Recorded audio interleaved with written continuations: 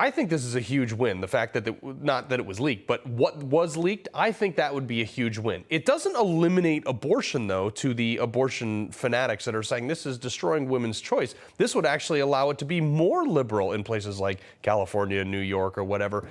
But do you think it's a winning issue for Democrats to run on the fact that you can terminate a baby up to the point of birth? No, I don't.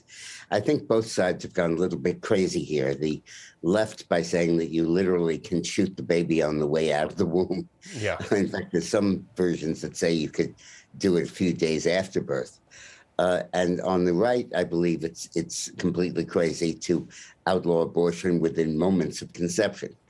But I do believe that politically, the voters are increasingly siding with the Republicans on this issue. When the decision came out or leaked, the Democrats were all euphoric and saying this will redeem our chances in 2022. But it's doing no such thing.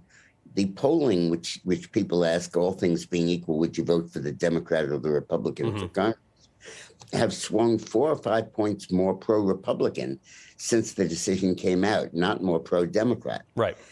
And I suspect that it's two things. First of all, it's the overblown rhetoric of the left that says this would ban abortion.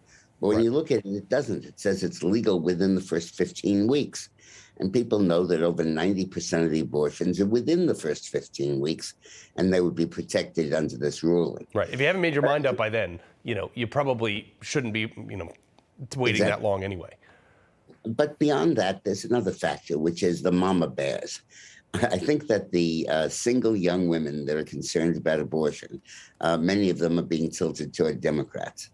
But the mama bears are looking at the overall issue of raising their children and saying they don't want school boards to tell their children about sex in the 3rd grade.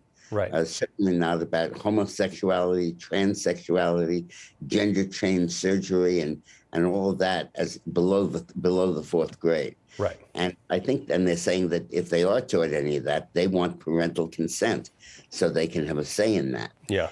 And I think that is the issue that's galvanizing women voters throughout the country. Oh, you saw it in Virginia.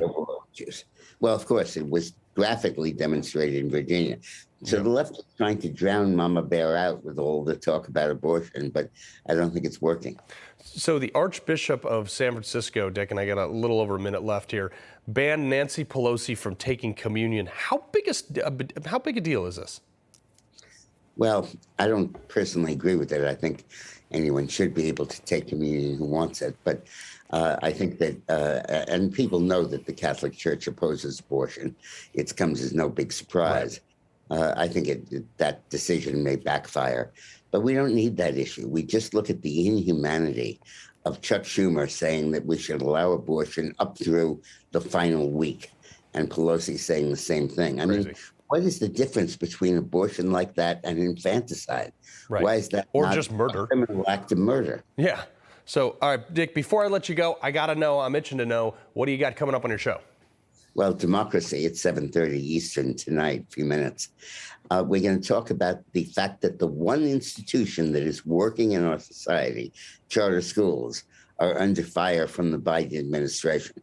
They want to basically ban them and make them illegal, and they've been enacting all sorts of regulations to cause that. And we're going to talk to a congressman from Chris Jacobs from upstate New York, who not only is a congressman, but he was the head of a charter school. Wow. Yeah. And Dick, you and I both know they're trying to ban them because they work. Come on. Yeah. Exactly. All right. Dick Morris, we appreciate you joining us tonight. And I want you guys, everybody, to tune into him at 7:30, just in 40 minutes or so. All right, Dick, appreciate you being here. Bye-bye. All right.